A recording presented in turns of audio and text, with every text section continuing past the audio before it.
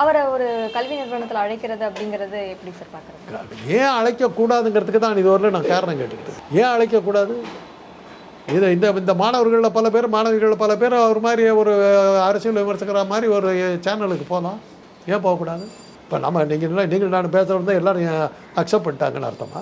நம்ம பேச்சுக்கு வந்து பல வேறு வகையான விமர்சனங்கள் வரலாம். அதுக்காக ஒரு பாயிண்ட்டு தாம்மா, போற்றுவோர் போற்றட்டும், தூற்றுபவர் தூற்றட்டும், ஏற்றது ஒரு கருத்தை என் உள்ளம் என்றால் எடுத்து சொல்வேன், எவருவரினும் நில்லேன் அஞ்சேன். அவ்வளோதான். நீ ஏற்றுக்கலைங்கிறதுக்காக என் கருத்தை சொல்ல முடியாது.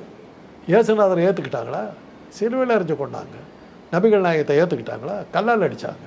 புத்தரை எத்தனை வகையில் அவமானப்படுத்தினாங்க. சமணர்களை கழுவில் ஏற்றி கொண்டா திருஞான சம்பந்தர். அதுக்காக அவங்களாம் விட்டு ஓடி போயிடல, நின்னாங்க. சிலுவையில் அரைஞ்சாலும் நான் சொன்னது ரைட்டுன்னு நின்னார். கல்லால் அடித்தாலும் நான் சொன்னது ரைட்டுன்னு நின்னார். மோசஸை படாத படுத்தினாங்க. அரச குடும்பத்தில் பிறந்து பிரயோஜனம் போனார்.